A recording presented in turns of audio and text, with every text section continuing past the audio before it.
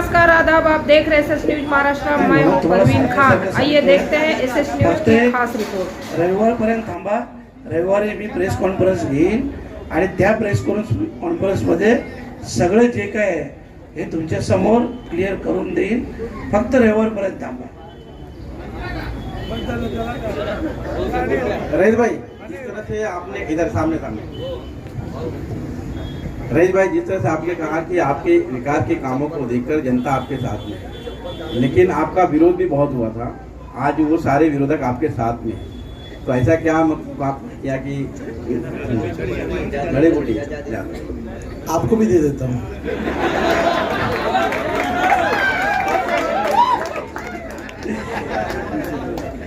देखिए, हर अच्छे काम का शुरुआत में विरोध होता है, लेकिन जिस तरह से मेरा चुनाव जनता लड़ रही है, तो ये जड़ी बूटी जो है ना जनता के पास है. तो जनता ने जाके विरोधकों को ये जनता जड़ी बूटी पिला दिया, तो सब साथ में हो गए.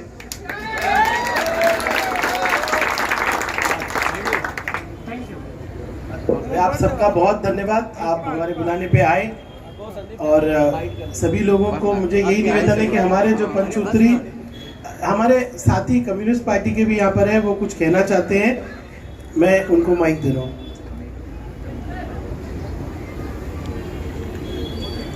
यहाँ आए हुए सब पत्रकार भाइयों, आपका यहाँ स्वागत है और अभिनंदन भी. मित्रों, देखो, जो नफरत की राजनीति की यहाँ चर्चा हो गई और हम लोग को सबको साथ लेके चलने की जरूरत है. इसलिए जो इंडिया आघाड़ी बनी, महाविकास आघाड़ी बनी, उसमें कम्युनिस्ट पार्टी का बहुत बड़ा योगदान रहा है. दूसरी चीज ये है, हम चाहते हैं ये महाविकास आघाड़ी हमेशा के लिए एकजुट रहे, हमेशा के लिए आगे जाए और ये सरकार में महाविकास आघाड़ी का सरकार आए. 2014 में बीजेपी ने 10 वादे किए थे, उसमें एक भी वादा पूरा नहीं किया. और अभी जो विरोध की बात हुई, जनता में जो विरोध था वो इसलिए था कि महिला को 15,000 रुपया तुमने दिया. लोकसभा के पहले कोई नहीं बोला, लोकसभा के पहले उसकी बात नहीं हुई और वो प्रयोजन भी कुछ नहीं किया. अर्थ संकल्प में उसका नियोजन करना चाहिए, उसका कुछ वो नहीं किया करके पब्लिक में वो माहौल था कि टिकेगा क्या, नहीं टिकेगा. और दूसरी बात, ये संकल्पना किधर से आई? यूपी से आए या उधर अभी तेलंगाना में वो चल रहा है, हिमाचल प्रदेश में भी चल रहा है, कर्नाटका में भी चल रहा है. तो ये हमारा कॉपी किया ऐसा हम लोग को लगता है, ये कॉपीराइट किया.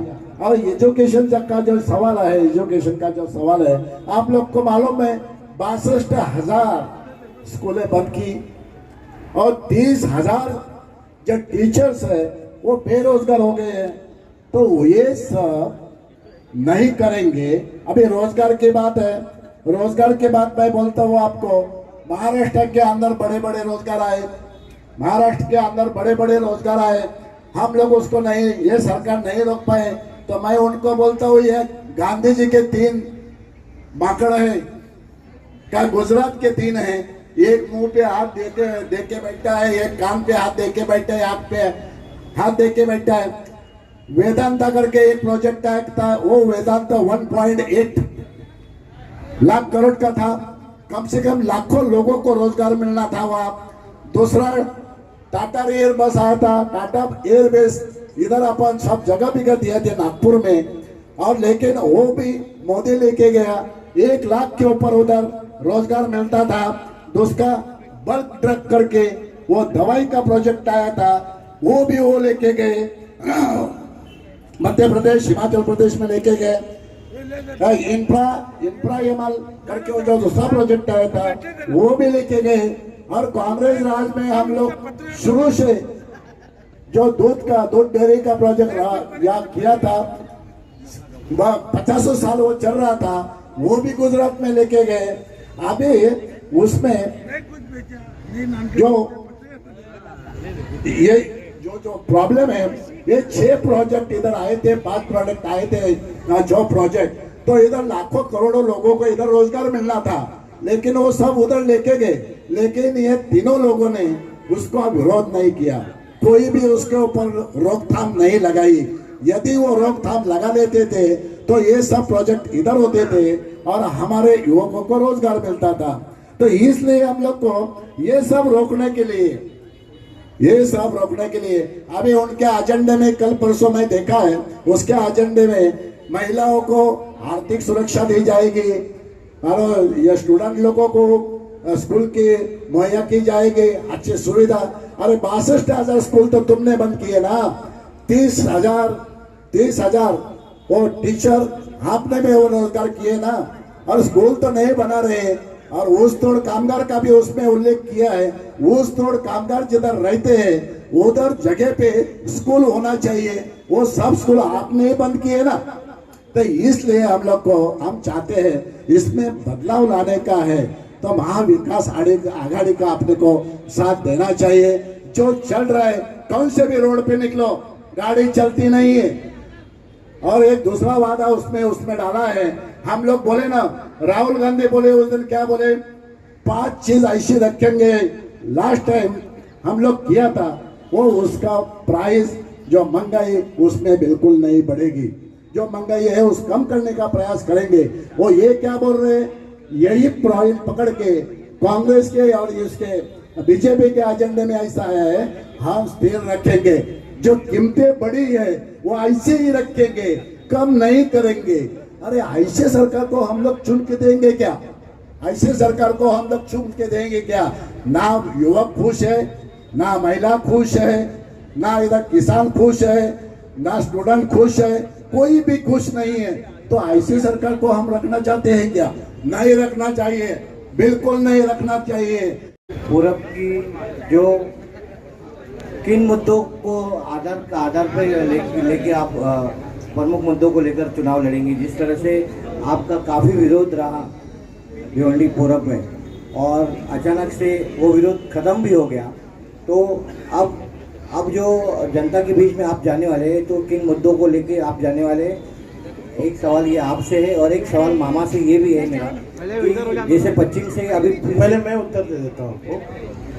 देखिए, भिवंडी पूर्व में समाजवादी पार्टी ने जिस तरह से 5 वर्षों में काम किया है विकास का, आज जनसामान्य में आप जाएंगे तो आपको एक उत्साह दिखेगा कि भिवंडी पूर्व की जो परिस्थिति 2019 के पहले थी और आज है, उसमें इतना बड़ा बदल आया है। शिक्षा के लिए हमने जो काम किया, जो 22-62 जैसी स्कूल या डिजिटलाइजेशन जो हुआ, वो एक क्रांतिकारक कदम है। और मैं शिवसेना प्रमुख श्री उद्धव साहब ठाकरे, इनका पक्ष प्रमुख का मैं धन्यवाद दूंगा कि हमने उनसे कहा था कि जिस तरह से मुंबई में मुंबई पब्लिक स्कूल हम जब नगर सेवक थे हमने बनाया, और उसके बाद 22-62 जैसी हमने डिजिटल स्कूल बनाई भिवंडी में, उस आधार पे महाराष्ट्र में तुरंत बनाना चाहिए कि 100% डिजिटल स्कूल और KG to 10th इस तरह का फॉर्मेट होना चाहिए। मैं पक्ष प्रमुख जी का धन्यवाद करूंगा कि अपने मैनिफेस्टो में उन्होंने आज ये मुद्दा रखा है और पूरे महाराष्ट्र में 22-62 जैसी स्कूलों का निर्माण सरकार करने वाली है। तो शिक्षा, हमारे विकास के काम और जो विचारधारा लेके हम जा रहे हैं, आप देखेंगे तो भिवंडी के अंदर नफरत की राजनीति हमेशा की गई, हिंदू मुस्लिम की राजनीति की गई, लेकिन आज पहली बार मैं देख रहा हूँ कि एक ऐसा वातावरण है कि हम डेवलपमेंट की राजनीति कर रहे हैं, डेवलपमेंट के मुद्दे पे पूरा चुनाव हो रहा है। ये सबसे बड़ी अचीवमेंट है। मैं आज सोनाले गाँव में मामा सुबह था, मामा के कार्यकर्ता, हमारे कार्यकर्ता, हम सब जो है आज सोनाले गाँव में प्रचार कर रहे थे, और बिल्कुल जिस तरह का रिस्पॉन्स हमको मिला वो अलग ही था। हर जगह पे हिंदू मुस्लिम साथ में मिलकर ये चुनाव लड़े, ये हमारी उपलब्धि है। इन्हीं मुद्दों को लेके हम चुनाव लड़ रहे हैं। सर, एक बात और भी है, जो अभी आपकी जो लड़ाई है, ये लड़ाई मायावती वर्सेस महाविकास आघाड़ी की रहेगी या संतोष शेट्टी वर्सेस रईस की रहेगी? देखिए, पहले तो ईस्ट में कोई लड़ाई जैसी चीज़ मुझे दिख ही नहीं रही। ईस्ट में बिल्कुल एक तरफा माहौल है और एक उत्साह है। हम एक त्यौहार की तरह इसको मना रहे हैं। कल मेरा प्रचार पद्मानगर में, कामतगढ़ में, भादवड़ में है। मामा स्वतः आज कल मीटिंग लेने वाले अपने कार्यकर्ताओं की और प्रचार करने वाले प्रसाद पाटिल जी ने भी एक बड़ा अच्छा आयोजन किया हुआ है। तो लड़ाई तो दिख नहीं रही है, लेकिन अगर आप बात करेंगे तो किसी व्यक्ति की कभी चुनाव में लड़ाई नहीं होती, विचारधारा की होती है। और नफरत की राजनीति खत्म होगी और हमारी सेक्युलर राजनीति जो है वो भिवंडी में जीतेगी और हमेशा के लिए रहेगी। ये गठबंधन 25 साल यहाँ पे हिलने वाला नहीं है। मामा से एक सवाल है। मामा, पश्चिम में आपने जिस तरह से रियाज आजमी को समर्थन किया और आप महाविकास आघाड़ी के साथ में हैं, तो और कांग्रेस के भी उम्मीदवार कह रहे हैं कि हम महाविकास आघाड़ी के, अपक्ष उम्मीदवार कह रहे हैं कि हम महाविकास आघाड़ी के, रियाज आजमी कह रहे हैं कि हम महाविकास आघाड़ी के साथ में, और दो ऐसे कैंडिडेट है वो ऐसा लिख रहे हैं कि महाविकास आघाड़ी के उम्मीदवार अपक्ष उम्मीदवार। अब लोग कन्फ्यूजन है लोगों को कि कौन सा महाविकास आघाड़ी का नक्की कैंडिडेट है कौन। ये सब जो कन्फ्यूजन है ना, ये संडे को दूर हो जाएगा, परसों सब कन्फ्यूजन खत्म। सिर्फ यहाँ पे मैं अनाउंस नहीं करूँगा। जो सोचा है वो पूरे देश में कोई नहीं सोच रहा। आप जानते हैं कि सरकार के आखिरी महीनों में जो है वो लाड़की बहना योजना लाया गया, और लाड़की बहना योजना की संकल्पना जो आइडिया है वो ओरिजिनली राहुल गांधी जी ने जो देश को दी थी और कुछ राज्य में वो चलाई भी गई। यूपी में समाजवादी सरकार ने सबसे पहले चलाया था, लेकिन ये योजना आनन फानन में लाई गई, इसकी इम्प्लीमेंटेशन में कई प्रॉब्लम रहे। आज महाविकास आघाड़ी बिल्कुल स्पष्ट कर रही है कि जो महालक्ष्मी योजना है उसके माध्यम से हर महिला को जो है 3,000 रुपये दिए जाएंगे। तो ये एक बहुत बड़ी उपलब्धि है। मैं चाहता हूँ कि आपके माध्यम से सभी जो है कार्यकर्ताओं के माध्यम से जन जन में ये जो बात है पहुँचे, यही हम उम्मीद करते हैं। अभी आपका ये प्रश्नोत्तर काल शुरू होने के पहले मैं निवेदन करता हूं रईस भाई से और अपने खासदार साहब से कि जो पंच गारंटी है, पंच सूत्री गारंटी योजना है, उसका कार्ड बना हुआ है, गारंटी कार्ड, और ये जरूर केवल शब्दों में नहीं है, ये कार्ड के माध्यम से आज प्रतीकात्मक तौर पर युवाओं को और महिलाओं को आवंटित किया जाएगा। इसके बाद घर घर पहुंचा जाएगा। लेकिन आज ये गारंटी कार्ड का ओपनिंग और इसका वितरण का कार्यक्रम यहाँ से शुरू होगा। अनिल थोड़ा ये होना, अनिल थोड़ा बात दो,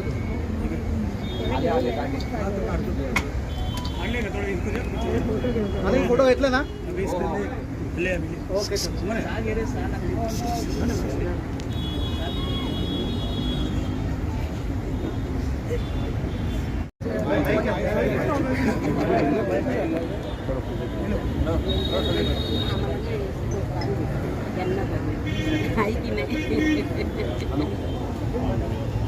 हेलो रमेश भाई, जिस तरह से आप लोगों ने कहा कि महिलाओं के लिए कई स्कीमें लागू की जा रही है, गारंटी योजना लाई जा रही है, लेकिन महाराष्ट्र के मुख्यमंत्री ने भिवंडी में ही एक सभा में कहा था कि इस जो कि शिंदे सरकार ने जो योजना लागू की थी 1500 रुपया, उस योजना का विरोध जो है आप लोग कर रहे थे। कोर्ट का महाविकास आघाडीच्या वतीने उमेदवार रईस भाई त्यासाठी आयोजित आजची प्रेस कॉन्फरन्स महाविकास आघाडीच्या वतीने जी लोकसेवेची पंचसूत्री, ज्याला आपण वचननामा म्हटलं तरी चालेल, त्याविषयी अजय भाईंनी सांगितलं। परंतु पुन्हा एकदा मराठीत सांगतो की महालक्ष्मी म्हणून योजना महाविकास आघाडीच्या वतीने राबवली जाईल, जिच्यात आमच्या माता भगिनींना महिन्याला 3,000 रुपये आर्थिक योगदान दिलं जाईल. जो बसचा प्रवास आमच्या माता भगिनींचा आहे तो पूर्णपणे मोफत केला जाईल. कुटुंब रक्षणासाठी आपल्याला कल्पना असेल, सध्या 5 लाखाचा विमा शासनाकडून दिला जातो, परंतु महाविकास आघाडीच्या वतीनं हा विमा 25 लाखापर्यंत दिला जाईल. तरुणांना, जास्तीत जास्त तरुणांना रोजगार देण्यासाठी सरकार, महाविकास आघाडी प्रामाणिकपणे प्रयत्न करेल. आणि ज्या युवांना, युवतींना रोजगार मिळणार नाही त्यांना महिन्याला 4,000पर्यंतची मदत ही महाविकास आघाडीच्या वतीने केली जाईल.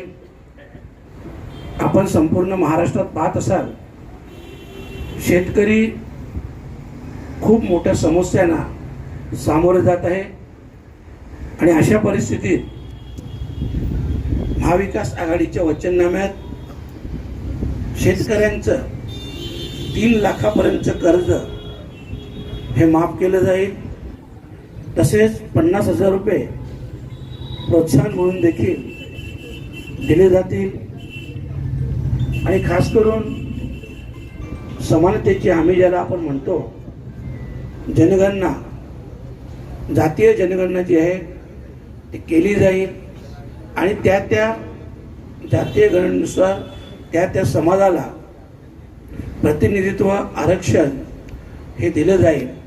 एकंदरीत 50% जे आरक्षण आहे ते 50%वरून उद्या पुढे न्यायला लागलं तरी चालेल, अशा प्रकारची भूमिका आपण मध्ये पाहिलं असेल. आदरणीय शरदचंद्रजी पवार साहेबांनी सांगितलं की केंद्र सरकार 50% आरक्षण तर 75% पर्यंत नेत असेल तरी सुद्धा आमची सहमती आहे. आणि तशा प्रकारचं बिल संमत करण्यासाठी आम्ही स्वतः पाठिंबा देऊ, अशा प्रकारचं शब्द मागच्या वेळेसच एक 8 महिन्यापूर्वी आदरणीय शरदचंद्रजी पवार साहेबांनी दिलेला आहे. अशी ही पंचसूत्री घेऊन महाविकास आघाडी ही महाराष्ट्राची विधानसभा लढत आहे. आणि या पंचसूत्रीच्या आधारे आम्ही सर्व महाराष्ट्रातील माता भगिनींना, बंधूंना आवाहन करतो की भविष्यात जी महाराष्ट्राची परिस्थिती आहे आपण पाहत असाल, महाराष्ट्रातले उद्योगधंदे बाहेर पळवले जातात. आज आमचे तरुण बेकार आहेत, ज्यांना काम मिळत नाही. आणि अशा परिस्थितीत महाविकास आघाडीची पंचसूत्री ही नक्कीच महाराष्ट्राच्या विकासासाठी, महाराष्ट्राच्या समृद्धीसाठी योग्य असं वापर करून महाराष्ट्र सुजलाम आणि सुफलाम करेल, अशा प्रकारची आशा मी आपल्या सगळ्यांसमोर व्यक्त करतोय. धन्यवाद. आरक्षण एक बहुत बड़ी समस्या हो गई साथियों. आप देख रहे हैं कि जितने उद्योग धंधे हैं लगातार कहीं न कहीं महाराष्ट्र से शिफ्ट होकर के गुजरात की तरफ जा रहे हैं या उनको ले जाया जा रहा है ज़बरदस्ती. तो उसको रोकथाम के करके उद्योगों को बढ़ावा दे करके युवाओं में रोजगार का परसेंटेज बढ़ाना, युवाओं को रोजगार से जोड़ना, ये 5वीं गारंटी जो महाविकास आघाड़ी की है, ये 5 गारंटी पर हम लोगों ने संकल्प लिया है कि सरकार बनने के साथ ही ये 5 योजना को लागू किया जाएगा. और इसी के संदर्भ में चर्चा करने के लिए, इसके अलावा भी चुनाव से संदर्भ में रईस भाई के विकास कार्य, रईस भाई की आगे की योजनाएं, हमारे खासदार साहब बैठे हुए हैं, इनके भिवंडी के विकास के लिए क्या योजनाएं हैं, इन सब पर आप चर्चा कर सकते हैं, प्रश्न पूछ सकते हैं. धन्यवाद. आप लोगों के बीच उपस्थित है, मैं स्वागत करता हूं और निवेदन करता हूं कि वो आगे बैठें. तो पहली योजना महालक्ष्मी योजना, जिसमें गारंटी दी गई है महाविकास आघाड़ी की तरफ से कि अपनी माताओं बहनों को हर महीने 3,000 रुपया की एक आर्थिक सहायता दी जाएगी. और उसी के साथ जो सार्वजनिक ट्रांसपोर्ट सिस्टम है, पब्लिक ट्रांसपोर्ट सिस्टम में, एसटी में, उनको मुफ्त में प्रवास की सुविधा भी होगी। आरोग्य बीमा जो 5 लाख तक का था उसे 25 लाख किया गया है, क्योंकि आरोग्य एक ऐसा विषय है कि जो यदि दुर्भाग्य से किसी के जीवन में कभी कोई घटना होती है तो उसका सारा कुटुंब उसी में बिक जाता है। इस चीज को ध्यान में रखते हुए जो 5 लाख तक का बीमा थी, 5 लाख तक की, उसको 25 लाख किया गया है। जाति आधारित जनगणना बहुत भारी मांग है पूरे ऑल इंडिया लेवल पर, कि जिसकी समाजवादी पार्टी का भी ये पुराना नारा है कि जिसकी जितनी संख्या भारी उसकी उतनी हिस्सेदारी। तो संख्या का आकलन करने के लिए जाति न्याय जो जनगणना है वो महाविकास आघाड़ी की तरफ से जब सरकार बनेगी तो निश्चित रूप से उसको लागू किया जाएगा, उसकी गणना कराई जाएगी। आरक्षण एक बहुत ज्वलंत मुद्दा है भारत की सामाजिक व्यवस्था में पिछड़ों को ऊपर लाने के लिए, और जो एक 50% की मर्यादा सुप्रीम कोर्ट ने रख दिया है कि इससे ऊपर आरक्षण नहीं होता। जाति जनगणना के बाद यदि ऐसी स्थिति उत्पन्न होती है कि इसको करना बहुत अनिवार्य हो गया तो पूरा प्रयास रहेगा कि 50% से ऊपर भी।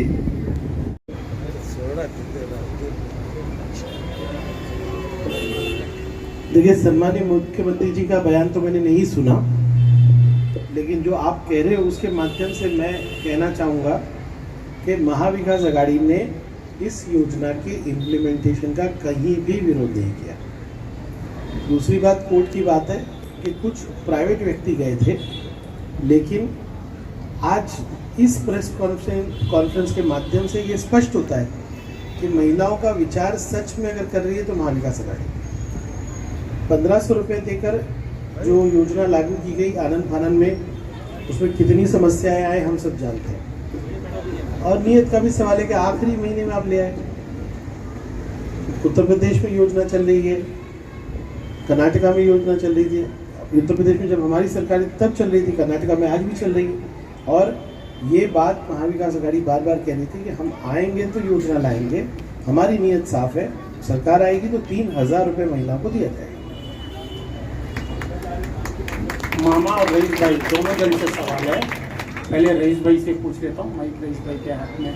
रईस भाई, महाविकास आघाड़ी कोई पार्टी है या संगठन है? रईस भाई, महाविकास आघाड़ी जो सेक्युलर विचारधारा, जो संविधान में बिलीव करते हैं, उन सभी पार्टियों का एक मिलाव है और उन्होंने एक फ्रंट बनाया है जिसमें हम सब हैं। और ये महाविकास आघाड़ी की विचारधारा है। हम नफरत की राजनीति के खिलाफ है। वो सारी पार्टी जो संविधान के लिए खड़े होती हैं वो एक साथ होके प्रचार में लगे हुए हैं, सरकार बनाने के लिए लगे हुए हैं। रईस भाई किस पार्टी से इलेक्शन लड़ रहे हैं? मेरे को लग रहा है मैं तो स्कूल में हूँ। मैं समाजवादी पार्टी से लड़ रहा हूँ और मेरा सिंबल साइकिल है।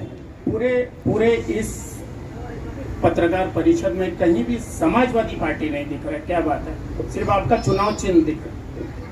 क्यों आपको समाजवादी पार्टी का? मैं खुद बैठा हूँ, अजय यादव जी बैठे हैं और चिन्ह आपको पूरी पत्रकार परिषद में है। ये जो महाविकास आघाड़ी की पत्रकार परिषद है, आप सामने देखिए, सब जगह पे समाजवादी है।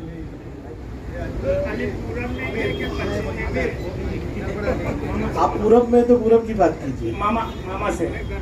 मामा लोकसभा चुनाव में जिस तरह से कांग्रेसियों को मामा समझाने की कोशिश कर रहे थे, लेकिन कांग्रेसियों को मामा समझ में नहीं आ रहे थे।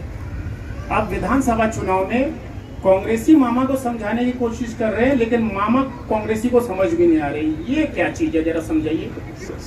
नहीं, देखो, लोकसभा का चुनाव तो हो गया और अभी का जो आप बोल रहे हैं तो ये भिवंडी ईस्ट की प्रेस कॉन्फ्रेंस से वेस्ट में मैं 2 दिन में मिलूंगा, आपके सवाल का जरूर जवाब दूंगा, पर वो वेस्ट में आके।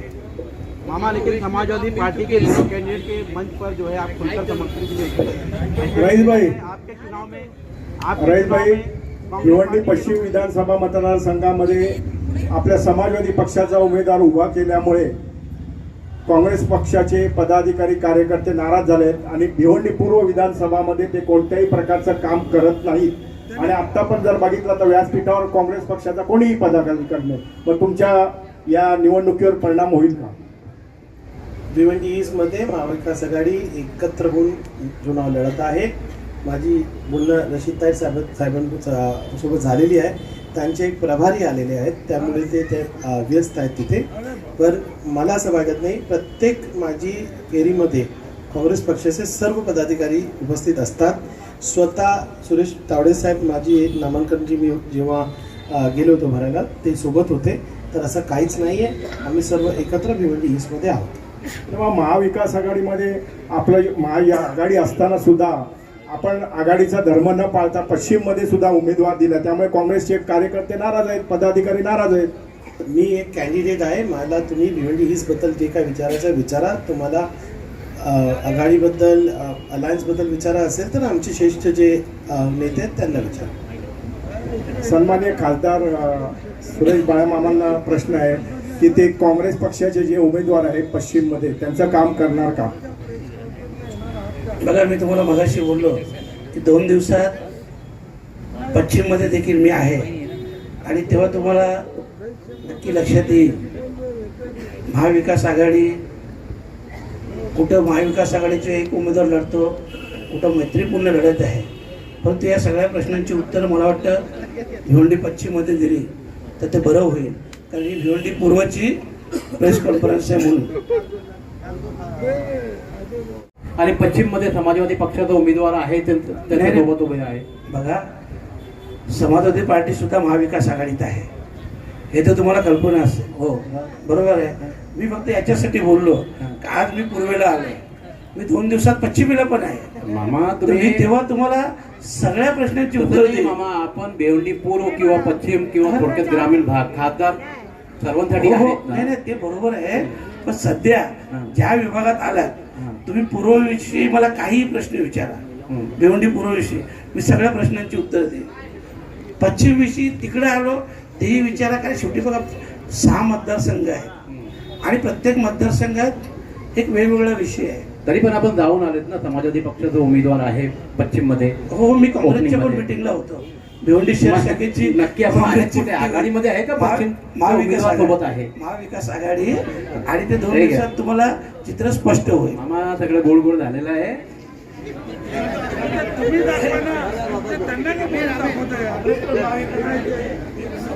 पूरब की जो किन मुद्दों को आधार पर लेके आप प्रमुख मुद्दों को लेकर चुनाव लड़ेंगे, जिस तरह से आपका काफ़ी विरोध रहा भिवंडी पूरब में और अचानक से वो विरोध ख़त्म भी हो गया, तो अब जो जनता के बीच में आप जाने वाले हैं तो किन मुद्दों को लेके आप जाने वाले हैं?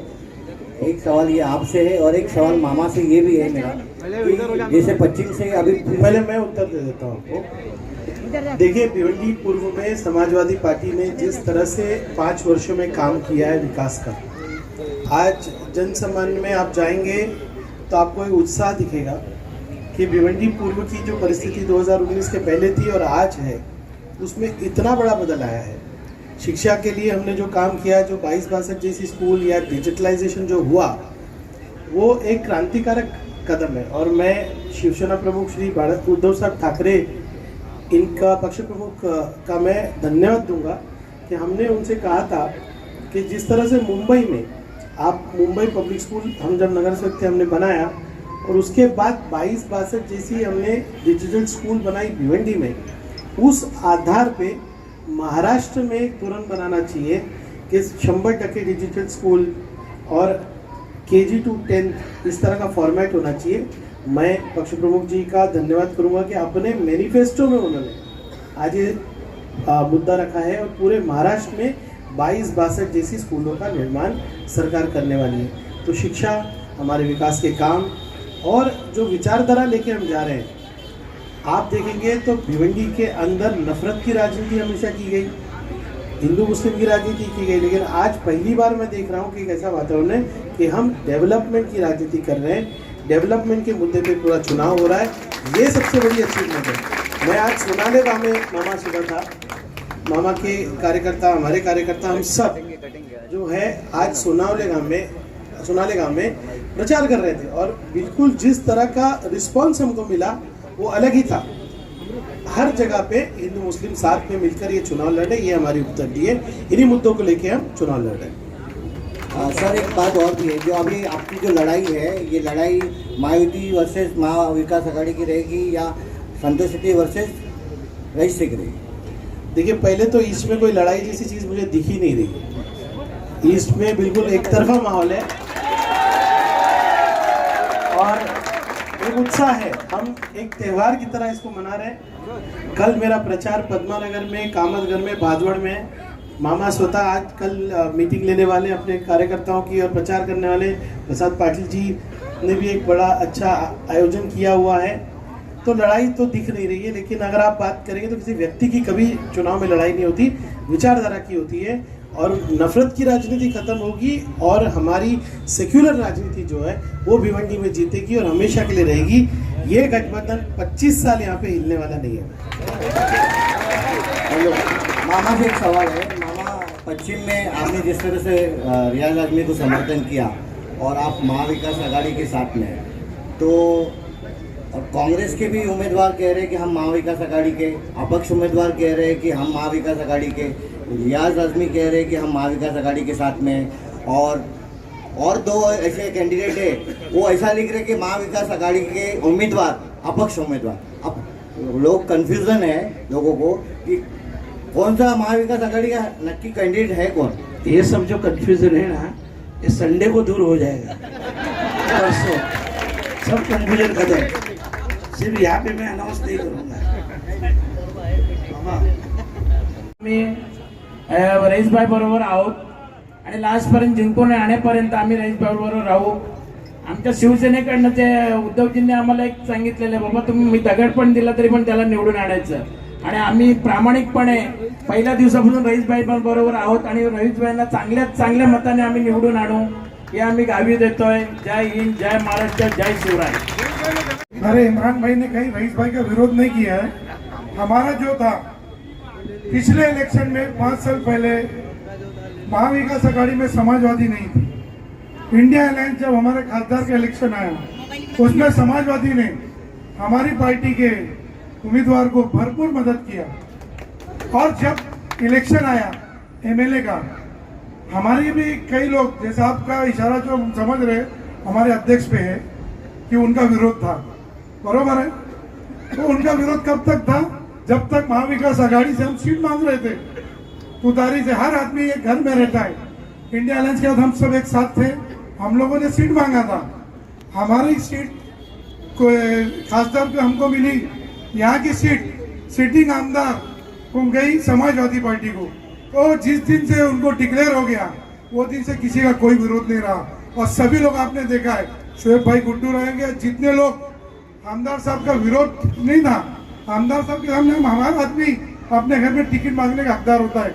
हम भी हमारे एमवीए में टिकट मांग रहे थे। जिस दिन अलायंस हुआ, महायुति को हराने के लिए हम सभी लोगों ने एक होकर महाविकास आघाड़ी के हमारे कैंडिडेट रईस शेख साहब की साइकिल पे बैठ के और शहर को विकास की तरफ ले जाने के लिए हम लोग बैठ गए। किसी का कोई विरोध नहीं। शुक्रिया।